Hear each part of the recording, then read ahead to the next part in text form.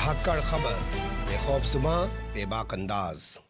धाकड़ खबर के news room से मैं आपके साथ हूं अकरम रईस खान। मुसलमानों में ऐसे लीडरान की, ऐसे उलमाओं की कोई कमी नहीं है जो जज्बाती तकरीरें, जज्बाती बयानबाजी के लिए जाने जाते हैं। आंखों में आंसू नहीं होते, उनके पलकों में आंसू होते हैं। साहब माइक लगा दीजिए सामने, 2 मिनट में पलकों में आंसू नजर आने लग जाएंगे। ऐसी एक शख्सियत है, नाम है मोहम्मद अदीब। राज्यसभा के पूर्व सांसद हुआ करते हैं। अपने बयानबाजियों के लिए, या यूं कहें अपने बोल बचनों के लिए काफ़ी मशहूर हैं। उनके बोल बचनों से हेडलाइंस बन जाया करती हैं। आजकल उनके बोल बचनों से एक ताज़ा हेडलाइंस बनी है कि मुसलमानों का मीडिया बनने जा रहा है। पिछले कई दिनों से कई लोग मुझे फ़ोन कर रहे हैं, साहब ये देखिए मोहम्मद अदीब साहब ने क्या इवेंट लॉन्च कर दिया, क्या प्रोग्राम लेके आ रहे हैं, वो मुसलमानों का मीडिया बनने जा रहा है। तो मुझे लगा कि लोगों के सामने कुछ चीज़ें ज़रूर रखनी चाहिए। मीडिया बने या ना बने ये एक अलग मसला है, लेकिन ये जो मुसलमान इतनी जल्दी खुश और इतनी जल्दी उदास हो जाते हैं, इनके सामने कुछ चीज़ें आनी चाहिए। मेरा मानना है कि इंसान को बनिए की तरह जीना चाहिए। बनिए को 10 लाख का नुकसान हो जाए तब भी ऐसे ही बैठा रहता है, 10 करोड़ का फ़ायदा हो जाए तब भी ऐसे ही बैठा रहता है। ये मुसलमानों की तरह नहीं कि घर में 5 लाख आ गए तो गाड़ी ला के मोहल्ले वालों को जीना दुभर कर दिया और गाड़ी का बॉनेट खोल के सड़क के बीच में खड़ा होकर डेक बजा रहा है, और फिर गाड़ी बिक गई तो घूम रहा है ऐसे परेशान सा, क्या हुआ जी, कारोबार में घाटा हो गया जी, गाड़ी चली गई है जी, लोन वाले खींच के ले गए, किस्त नहीं भर पाए जी। तो ये जो छलकने की आदत है और बहुत जल्दी खुश होने की आदत है, इससे ज़रा बचने की ज़रूरत है। इस पूरे मामले को कैसे देखा और समझा जा सकता है, और कई सारे जो सवाल पैदा हो रहे हैं कि क्या अब नेतागिरी छोड़कर मीडिया की ठेकेदारी में आ गए हैं मोहम्मद अदीब, और अगर उनका ये आइडिया है तो उन्हें आइडिया आया कहाँ से, और अभी आइडिया क्यों आया, और उनके इस आइडिया में कितनी खामियां हैं, कितनी खूबियां हैं, क्या उस पर गौर किया जाना चाहिए। तो चलते हैं खबर के पहले हिस्से की तरफ। तो सबसे पहले बात कर लेते हैं उनके बोल बचनों को लेकर। तो उन्होंने फेसबुक पर एक वीडियो लाइव करते हुए 12-13 मिनट का बहुत सारी चीज़ें उसमें कही। कहा कि हम मीडिया बनाने जा रहे हैं, मुसलमानों का मीडिया होगा, सेकुलर मीडिया होगा, बहुत सारी चीज़ें कही, फंडिंग कैसे होगी, चलेगा कैसे, उसका सिस्टम क्या होगा, तमाम चीज़ों का उन्होंने जिक्र किया। मैंने उसमें से कुछ चीज़ें काटी हैं, आपके सामने रखना चाहता हूँ, आपको उस पर गौर करना चाहिए। पहली चीज़ आपकी नज़र कर रहा हूँ, देख लीजिए। इन सब लोगों ने मीडिया पे कब्जा कर लिया और हमारी मिल्लत ने कभी इसकी तरफ फिक्र ही नहीं करी। जब मैंने देखा कि एक सहाफ़ी वायर चैनल चला सकता है बहुत महदूद मसाइल से, और उसकी खबरें न्यूयॉर्क टाइम्स में और गार्जियन में छप सकती हैं, तो मुझे एहसास हुआ कि हम लोग कहाँ सोए हुए हैं। बिलखुसूस अलीगढ़ की दरसगाह के वो तालिब इल्म उस जमीन से निकले थे जिन्होंने न जाने कितने मुदब्बिर, मुफक्किर, सहाफ़ी, साइंटिस्ट क्या नहीं पैदा किए। लेकिन अब हमने क्या किया, हमने वहाँ से फजीलत करी, अपनी दुनिया बसाई, दौलत से मोहब्बत की, अपनी ज़िंदगी अपने आप जी के चले गए। याद रखिए, इंसान याद नहीं रखा जाता, अमल याद किया जाता है। आपने सुना, वो बात कर रहे हैं किस तरीके का मीडिया बनाना है उनको, लेकिन उसकी शुरुआत में वो बता रहे हैं कि पिछले 5-6 साल से आजकल ऐसा हो गया है, मीडिया बदल गया है, मीडिया में ऐसे लोग आ गए हैं नरेंद्र मोदी के आने के बाद। साहब थोड़ा अध्ययन कीजिए, क्योंकि आप इस वीडियो में बता रहे हैं एक जगह पे, मैं डिस्क्रिप्शन में लिंक लगवा दे रहा हूँ इनके फेसबुक का, आप पूरा देख लीजिए। उसमें बता रहे हैं आप कि 52 साल हो गए आपको अलीगढ़ मुस्लिम यूनिवर्सिटी से पढ़े हुए निकले हुए, हमारी तो इतनी उम्र भी नहीं हुई है, आपको जितना तजर्बा है, तो आपने तमाम चीज़ों को देखा है। क्यों भूल जा रहे हैं? जब इमरजेंसी के बाद जनता पार्टी की सरकार बनी, लालकृष्ण आडवाणी को सूचना और प्रसारण मंत्री बनाया गया, उसी वक्त रजत शर्मा की एंट्री हो गई थी। उसी वक्त ऐसे ऐसे लोगों की मीडिया में एंट्री करा दी थी लालकृष्ण आडवाणी ने। और उसी के बाद 77 के बाद 89 का चुनाव देखिए, जिस वक्त वीपी सिंह की सरकार बनी है, 83 सीटें थी बीजेपी के पास, 2 सीटों वाली बीजेपी उस वक्त मीडिया को कब्जा कर चुकी थी, और फिर 12 साल बाद उसके पास 83 सीटें थी। आप कह रहे हैं 6 साल पहले मीडिया पे कब्जा हुआ है, तो ज़रा इस सोच को थोड़ा बदलिए और इसमें बदलाव कीजिए। अब दूसरी चीज़ आपने कही कि वायर एक पत्रकार ने शुरू कर दिया, और आज उसकी खबरें इंटरनेशनल मीडिया में छप रही हैं। तो वायर एक पत्रकार ने ज़रूर शुरू किया है, लेकिन वायर के पीछे जो फंडिंग है, क्या आप उसे जानते हैं? क्या आप ऐसी आवाज़ों को फंडिंग करने की हिम्मत रखते हैं, कोशिश रखते हैं, या सोच रखते हैं, या कभी की है? बस जो आ गया उसने माइक लगा दिया, आपने बोल दिया, आपका वायरल हो गया, बल्ले बल्ले अपना बयान चला गया। तो ये है इनके पहले वीडियो पर सवाल। अब दूसरा वीडियो मैं आपके सामने रख रहा हूँ, ये देख लीजिए। वो समझते ये है कि ये कैसे किया जाएगा, ये तो करोड़ों का काम है। आप यकीन कीजिए, एनडीटीवी ने भी दूरदर्शन से 1 घंटे का स्लॉट लेकर उन्होंने चैनल पूरा बना लिया। इसी तरीके से आज एनडीटीवी पर बीबीसी का 20 से 25 मिनट का स्लॉट बीबीसी ने खरीद लिया है। हम क्यों नहीं कर सकते? सुन लिया आपने, वो कह रहे हैं जिस तरीके से साहब 30 साल पहले दूरदर्शन पे एनडीटीवी इंडिया चला था, 1 घंटे का स्लॉट आया करता था, और बाद में उसी की बदौलत उन्होंने चैनल शुरू कर दिया, हिंदी का, इंग्लिश का, एनडीटीवी चैनल बन गया, हम भी ऐसा करेंगे। तो ये 30 साल पुरानी सोच ना अपने पास रखिए। आज इस सोच की ज़रूरत नहीं है जो सोच आप 1 घंटे की लेकर आए हैं। ये ज़माना था 30 साल पहले का। उस वक्त लोग सुबह शाम खबरें देखा करते थे, मान लेते थे कि 1 घंटे में जो है वो सब कुछ हो रहा है, उस पर ऐतराज़ नहीं करते थे। आज 24 घंटे का मीडिया है। जब अर्नब गोस्वामी जैसा पत्रकारी है ना जी, पहले 1 साल पहले इंग्लिश का चैनल आता है, फिर 1 साल बाद हिंदी का चैनल आता है, आपके बस की नहीं है लाना। आप तो उस लेवल पे बैठे हैं, उन लोगों के बीच बैठे हैं, इंटरनेशनल स्तर पे आपके संबंध हैं दुनिया भर के, बताते हैं बच्चे भी आपके विदेशों में हैं, तो आप लोग तो बहुत कुछ कर सकते हैं। अलीगेरियन बहुत सारे लोग आपके विदेशों में हैं, बहुत कुछ कर सकते हैं। तो आप ये इस स्तर की बात क्यों कर रहे हैं, ये भी एक बड़ा सवाल है। अब इसी में उन्होंने जिक्र किया कि साहब जैसे बीबीसी चल रहा है, तो आपको बता दें बीबीसी एनडीटीवी से कोई टाइम नहीं ले रहा, एनडीटीवी बीबीसी को खुद टाइम दे रहा है, क्योंकि एनडीटीवी इंडिया को भी चाहिए कि इंटरनेशनल मीडिया उसके साथ रहे, इसलिए वो जानबूझ के उसको टाइम दे रहा है। और बीबीसी अपने आप में पहले से एक खुद जो है स्टैब्लिश मीडिया रहा है एक ज़माने से, तो उसको एनडीटीवी पर प्ले करके अपना नाम करने की ज़रूरत नहीं है। ये उनके दूसरे सवाल का जवाब। अब तीसरे सवाल की तरफ चलते हैं कि अगर हम सिर्फ और सिर्फ 10,000 मेंबर को भी अगर ये तैयार कर लें कि तुम 100 रुपए महीने दोगे, तो इसका मतलब हमें 10 लाख रुपए महीना हमारी आमदनी थी। कि अब जब इतनी रकम आ रही है, तो फिर मैंने जो चैनल्स ऑलरेडी नेशनल चैनल्स हैं उनसे निगोशिएशन शुरू किया और ये कहा कि हम आपके आवर्स खरीदना चाहते हैं, हमें आवर दे दीजिए, 1 घंटा या आधा घंटा हमारे पास जितनी शकत हुई पैसे की हम वो उनसे लेंगे। फिलहाल इनिशियली हम बहुत जल्द शुरू करेंगे संडे को 1 दिन, जिसमें मुख्तलिफ सब्जेक्ट के लोग, अगर कोई फाइनेंस का आदमी है प्रोमिनेंट हिंदुस्तान में या हिंदुस्तान के बाहर का, उससे हिंदुस्तान की माशियत के ऊपर गुफ्तगू कराएंगे और कराने वाला कोई प्रोमिनेंट एंकर होगा, वो कितनी भी रकम लेगा हम उसको देंगे। ये वीडियो देख ली आपने, इसमें वो बात कर रहे हैं फंडिंग की, कह रहे साहब हम एक ट्रस्ट बना देंगे, 10,000 लोगों को जोड़ देंगे, हर आदमी 100 रुपये देगा, हर महीने 10 लाख रुपए आएगा। क्यों साहब, गरीब से पैसे लेके आज भी अगर बात कर रहे हो तो आज भी गरीब का पैसा निकालने की बात कर रहे हो, और उस पैसे का कह रहे हो हिसाब किताब।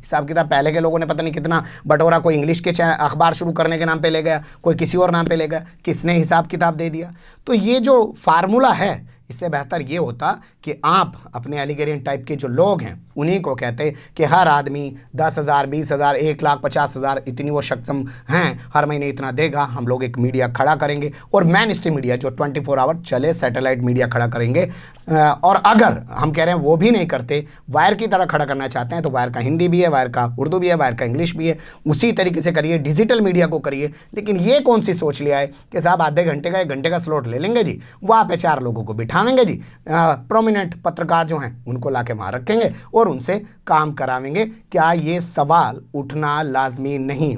और फिर एक अहम सवाल, अगर आप इतने ही अलीगेरियंस जो हैं उनके हम भले हैं, तो क्या आज़म खान आपको नहीं दिखाई देते हैं? पत्नी जेल में, बेटा जेल में, रमज़ान वहीं गुजरा, ईद वहीं गुजरी है, उनके बारे में तो एक लाइन ना बोलते जी कभी। क्या वो यूनिवर्सिटी को छत्ती पे रख के ले जाएंगे क्या जी अपनी? बताओ, वो क्या कौम मिल्लत के लिए नहीं बनी जिस कौम मिल्लत की आप बात कर रहे हो? तो ये तमाम चीज़ें हैं। अब यहाँ से खबर के दूसरे हिस्से की तरफ चलते हैं। अब यहाँ बात कर लेते हैं उनके कुछ नए आइडियाज़ के बारे में। ऐसा नहीं है कि पहली बार उनको इस तरीके का कोई नया आइडिया है, ये तो बड़ा कमाल का आइडिया है। लग रहा है कि नेतागिरी छोड़कर अब वो मीडिया की ठेकेदारी में आ गए हैं। आपके पास क्या मीडिया का कोई तजर्बा है? आपको क्या करना चाहिए था वो लास्ट में बताऊंगा, लेकिन अभी देख लेते हैं इनके नए नए आइडियाज़। जैसे इनका एक नया आइडियाज़ अभी आपने पीछे सुना होगा, इन्होंने कहा जर्मनी के अंदर एक मस्जिद है, उसमें पार्क बना है, महिलाएँ रमज़ान के दिनों में वहाँ पर आ जाती हैं बच्चों को लेकर और वहीं पर नमाज होती है, बड़ा खुशनुमा माहौल लगता है। मैं भी चाहता हूँ गुड़गांव के अंदर ऐसी ही सबसे बड़ी मस्जिद बनाई जाए। एक ज़मीन है मेरी नज़र में, मैं उसे देख रहा हूं, जैसे वो क्लियर हो जाएगी उसको लेकर मैं अपने तमाम दोस्तों को जोड़ूंगा। रजब तैयब एर्दोगान तक से भी कोई मदद लेने की बात की सामने आई थी कि उनके ज़रिए इस मस्जिद को खड़ा किया जाएगा। ये तमाम चीज़ें उन्होंने कही थी। ठीक उससे पहले चलिए उनका दूसरा आइडिया हाल फिलहाल का भी आपके सामने रख देते हैं। दिल्ली दंगे का था। साहब, दिल्ली दंगे में किसी को पैसा वैसा मत दो, उसको खोमचा लगवा दो, उसको रेहड़ी लगवा दो, उसकी दुकान जो जल गई हो उसको बनवा दो। अच्छा आइडिया था, लेकिन आप रिपोर्ट भी तो दीजिए ना साहब कि आपने आए बस एक जज्बाती तकरीर कर दी। मेरी कौम से मैं अपील करता हूँ, मेरी उम्मत से मैं मिल्लत से मैं अपील करता हूँ कि वो ऐसा कर दे। रिकॉर्ड भी तो दीजिए, आपने कितने लोगों की दुकान बनवाई, कितने लोगों के खोमचे लगवाए, कितने लोगों की रेहड़ी लगवाई, या आपके लोगों ने कितने लोगों की रेहड़ी पटरी लगवाई, कितने लोगों के साथ ऐसा किया, या सिर्फ वही आँख की जगह पलकों में आंसू और जज्बाती बातें। आखिर कब तक साहब, कब तक? ऐसे बहुत लोग हैं, बड़ी बड़ी तकरीरें करते हैं, लेकिन मिलता क्या है? मिला क्या है 70 वर्ष के इतिहास में? जामा मस्जिद से एक आवाज़ गूंजा करती थी, कहाँ चली गई आज वो आवाज़? उबैदुल्लाह आज़मी की एक आवाज़ गूंजा करती थी, कहाँ चली गई आज वो आवाज़? सिर्फ बातें और कुछ नहीं। अब दूसरा इनका फार्मूला, उससे पहले का थोड़ा सा देख लीजिए। अलीगढ़ मुस्लिम यूनिवर्सिटी में पुलिस ने अत्याचार किया, दिसंबर में वो हुआ, जनवरी में इनकी आंख खुली, इन्होंने एक प्रेस कॉन्फ्रेंस कर दी कॉन्स्टिट्यूशन क्लब में। वहाँ पे मैं गया, वहाँ पे मैंने इनसे सवाल भी पूछा, वो भी मैं आपके सामने आगे रखूंगा खबर के अगले हिस्से में। धाकड़ खबर ने क्या पूछा, इन्होंने क्या जवाब दे दिया। लेकिन अभी इनके आइडियाज़ पे बात कर रहे हैं। एक चीज़ की इनकी मैं ज़रूर तारीफ़ करूंगा, सलाम है साहब आपको, आपके पास आइडियाज़ हैं। बहुत से लोग तो कॉपियर होते हैं, दूसरे को देखते रहते हैं, कॉपी करते हैं, लेकिन आपके पास अपने आइडियाज़ हैं।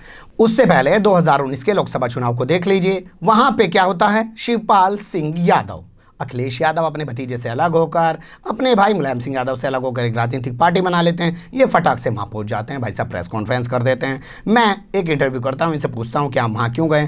कि साहब मैं तो कांग्रेस और तमाम पार्टियों को, जितनी सेकुलर पार्टियाँ उनको साथ जोड़ने के लिए वहाँ पे गया था। तो आइडियाज़ की कमी नहीं है, अच्छी बात है, आप आइडियाज़ के साथ आए हैं, लेकिन आप पिछले अपने आइडियाज़ का जो अनुभव है, जो आपके पास उसका डाटा है, आपने जो करके दिखाया है, वो भी सामने रखते कि साहब मेरी ज़िंदगी ये है, मैंने ये आइडियाज़ लाया, ये चीज़ें मैंने आपके सामने रखी। अब मैं इस ट्रैक रिकॉर्ड के आधार पे आपके सामने नया फार्मूला पेश कर रहा हूँ। गलत कह रहा हूँ क्या जी? खबर के अगले हिस्से की तरफ चलते हैं। मैं आपके सामने धाकड़ खबर के कुछ सवाल रखना चाहता हूं। जब मेरी इनकी पहली मुलाकात हुई, इस मुलाकात में 12-14 मिनट का मैंने इनका इंटरव्यू किया। काफ़ी लंबी बातचीत में आखिर में मैंने पूछा, डिस्क्रिप्शन में लिंक लगवा दे रहा हूं, पूरा देखना है तो वो भी देख लीजिएगा, क्या आपने कभी कोशिश नहीं की, मुसलमानों का मीडिया क्यों नहीं है? तो उस पर देखिए कैसे कन्नी काट गए और दूसरे लोगों में खामियां निकालने लगे। सर ये समस्याएं हैं, मैं समझना ही चाहता हूँ इनमें बदलाव कैसे हो, चेंज कैसे हो। हम बोल देते हैं भाई ये ऐसा कर रहे हैं, होगा कैसे? कोई मीडिया अपना नहीं आज तक बनाया गया। 70 वर्ष में 6 करोड़ गुजराती 6 न्यूज़ चैनल चलाते हैं सर। देखिए, मुसलमान दावा बढ़ता है कि हम 20 करने नए मीडिया खोलने की तो बात अलग है। कौम की बात आप पूछिए, कितने स्कूल कॉलेजेस, मुस्लिम तंजीमें, कोई एक ऐसी है जो इत्तेहाद करके चल रही हो।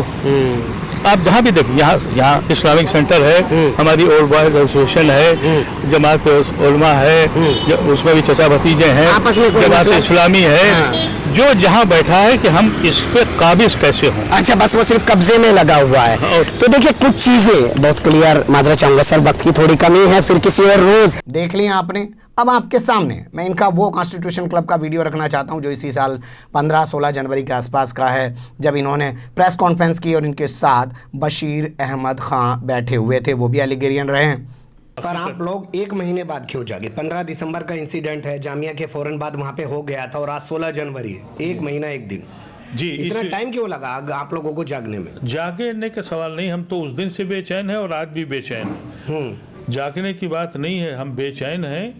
यूनिवर्सिटी उन्होंने बंद कर दी और उसके बाद अब जो यूनिवर्सिटी खोली है जी, हम लोगों ने इस बीच में वहाँ दौरे भी किए, हमारी टीमें गई, ओल्ड बॉयज़ के लोग गए, वाइस चांसलर इंतजामिया से मिलने की कोशिश की जी। अब जो हमको ख़तरा लग रहा है कि जो वहाँ के लड़के हैं उनको एतमाद नहीं रहा अपने उस्तादों पर जी। तो ख़तरा ये है कि उन्होंने यूनिवर्सिटी तो खोल दी है लेकिन बच्चे क्लासेस अटेंड नहीं कर रहे हैं। हम लोगों ने ये तय किया जो अलीगढ़ से ओल्ड बॉयज़ हैं कि हम उन बच्चों को ये पैगाम पहुँचाएँ कि तुम्हारी जो तहरीक है इस कानून के, काले कानून के ख़िलाफ़ हम सब तुम्हारे साथ हैं, तुमको ये तहरीक चलानी है और हम तुम्हारे साथ रहेंगे। तो वीडियो देख लिया, मैंने सिर्फ इतना पूछा कि आप 1 महीने बाद क्यों जागे हैं, उसका जवाब नहीं था, इधर उधर की बात करने लगे। हालांकि ये सवाल भी पसंद नहीं आया होगा क्योंकि वहाँ पे और बहुत सारे पत्रकार खड़े थे, उन्हें लगा होगा ये बेकार में और सवाल पूछ के मुझे परेशान ही कर रहा है। अब यहाँ से मैं आपको खबर के अगले हिस्से की तरफ लेके चलना चाहता हूँ। क्या वाकई में संजीदा हैं उस क्लास पर बैठे हुए मुसलमानों के जो रहनुमा हैं या रहनुमा होने का जो दावा करते हैं? मैं आपके सामने कुछ ज़मीनी हकीकत रखना चाहता हूं। देखिए, मैं जिस जगह से पत्रकारिता करके आया हूं और जहां मैंने 10-12 साल पत्रकारिता की है, देश के 3 बड़े अखबारों में रहा हूं, मैं साफ बता दूं, मैंने बहुत ग्राउंड ज़ीरो पे रिपोर्ट की है। मेरे लिए मर्डर हो जाना, लूट हो जाना, बलात्कार हो जाना, ये तमाम चीज़ें लिखना, कोई नेता नगरी उस इलाके में आ गया उस पर कोई खबर करना, इलेक्शन चल रहा है उसको कवर करना, तमाम चीज़ों को कवर किया है। बीट वाइज काम नहीं किया, तो बहुत सारी चीज़ें देखी समझी हैं। लेकिन right wing, left wing, centre, ये तमाम चीज़ें धाकड़ खबर में 3-3.5 साल पे आने के बाद देखी समझी। तो मैं बड़ी आस के साथ कई सारे लोगों से मिला। जैसे मेरी सबसे पहली मुलाकात हुई जमीयत उलमा हिंद के हेडक्वार्टर में फजलुर रहमान से। वो मौलाना अरशद मदनी के प्यारों हैं और वो प्रेस इंचार्ज हैं वहाँ पे, सब कुछ वही हैं। मेरी उनसे बात हुई, बैठ के बातचीत हुई और बातचीत करने के बाद मैंने पहला सवाल यही किया कि मुसलमानों का मीडिया बनाने के बारे में क्या कभी सोचा जाता है? कोई जवाब नहीं था उनके पास। ये लोग चाहते भी नहीं हैं असल में। क्यों बनाएं? इनका तो छपरा है ना। ये छप के इनकलाब अखबार जो है वो RSS का अखबार है, बीजेपी का अखबार है, दैनिक जागरण का अखबार है। उसमें सबसे ज़्यादा खबरें किसकी छपती हैं? इनका तो छपरा है ना। इन्हें नहीं चाहिए।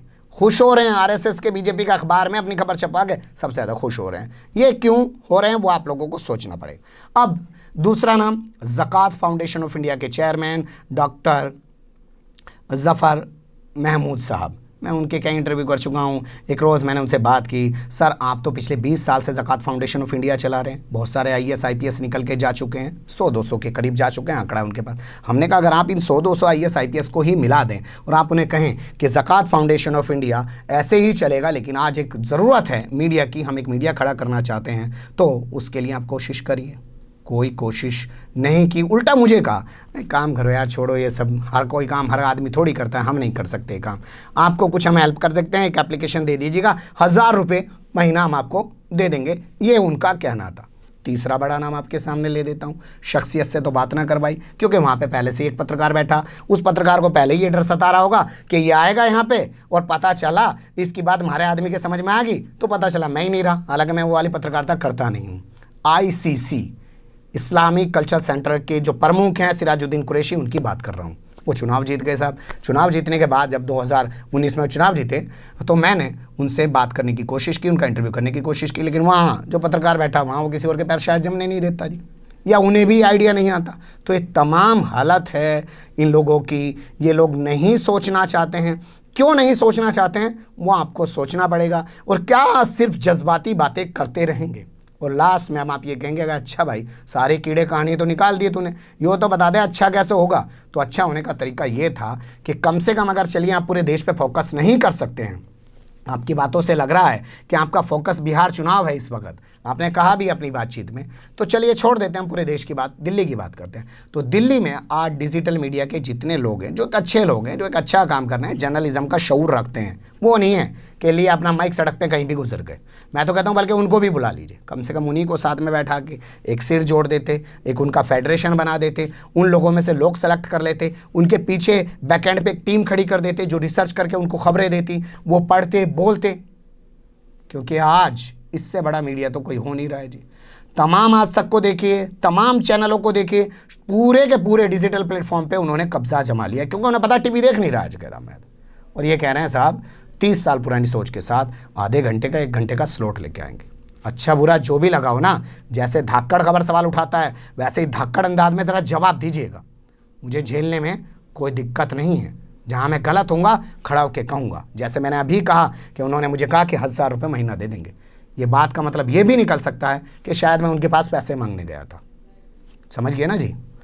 लेकिन बैठे हैं आपके सामने, जब तक दुकान सजी है सजी रहे, आपको भी मज़ा आ रहा है, ऊपर वाला बनाए रखे, आप मज़ा लेते रहें। कमेंट्स के रूप में आप लोग अपनी राय दे सकते हैं। फिलहाल कमेंट खबर को ज़्यादा से ज़्यादा शेयर कर सकते हैं, चैनल को सब्सक्राइब कर सकते हैं। फिर ऐसे ही किसी सुलगते हुए उलझते मुद्दे लेकर मैं आपके सामने हूँगा हाजिर। फिलहाल अभी मुझे नहीं इजाज़त।